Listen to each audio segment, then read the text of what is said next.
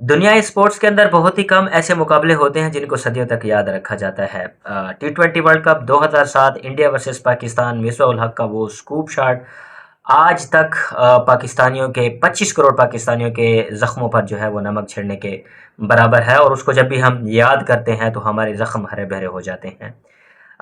Tennis के मैदान में ठीक कुछ ऐसा ही हुआ। रोलैंड गैरोस के नाम से एक बहुत ही मेगा इवेंट आता है जिसके अंदर दो प्लेयर मध्य मुकाबिल थे, एक कार्लोस अल्केरेस और यानिक सिनर। यानिक सिनर जो कि इटली की तर्जुमानी कर रहे थे, और कार्लोस अल्केरेस जो कि स्पेन की तर्जुमानी कर रहे थे। ऑन पेज जो बहुत ही ज़बरदस्त खेल पेश कर रहे थे वो यानिक सिनर थे, इटली की तरफ से।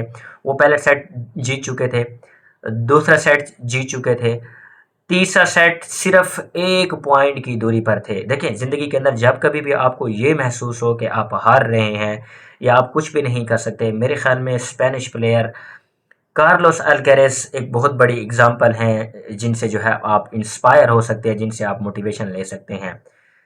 आसान अल्फाज में अगर मैं आपको समझाऊं, क्रिकेट के अल्फाज में अगर मैं आपको समझाऊं, फ़र्ज़ करें कि आपको एक रन्स रिक्वायर्ड है, आपके पास 10 बॉल्स रह रही हैं और आपके पास इन हैंड 10 विकेट्स हैं, और उसके बावजूद भी आप हार जाएं। यस, कुछ ऐसा ही किया कार्लोस अल्केरेस ने।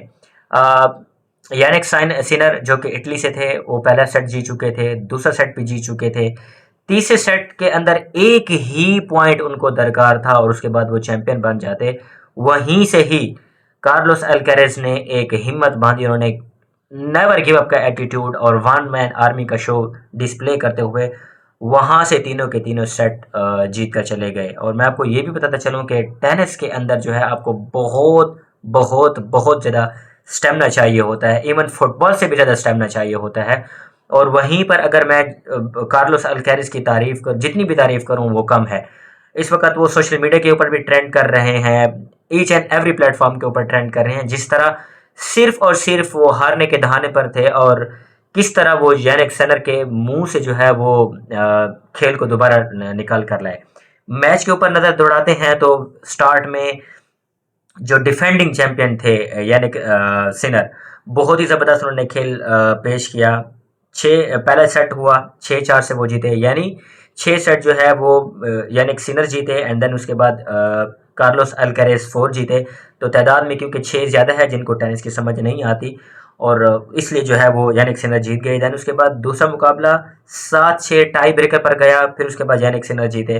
तीसरा मुकाबला जो कि बिल्कुल जीतने के दहाने पर थे यानिक सिनर, वहीं से ही गेम पलटी और वहां से जो है मोमेंटम शिफ्ट हुआ। अल्केरेस तीसरा सेट जीते 6-4 से, फिर उसके बाद 7-6 से चौथा सेट जीते, और पांचवा सेट फिर टाई ब्रेकर पर गया, और इस तरह जो है वो 7-6 से टाई ब्रेकर पर 10 पॉइंट जो है वो कार्लोस अल्केरेस जीते, और जो है 2 पॉइंट जो थे वो यानिक सिनर जीते। और इस मुकाबले के बाद वो लोग जिनको टेनिस की समझ है, मेरे ख्याल में it will be written in a golden words of tennis history.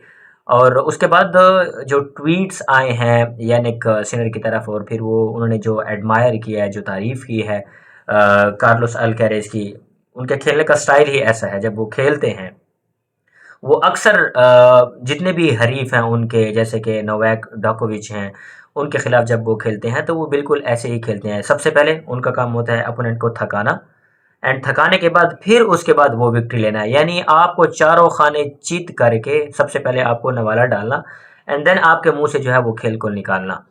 तो जो कल हुआ वो कंप्लीटली अनप्रिडिक्टेबल था कि आप किस तरह जो है ये मैच जीत सकते हैं।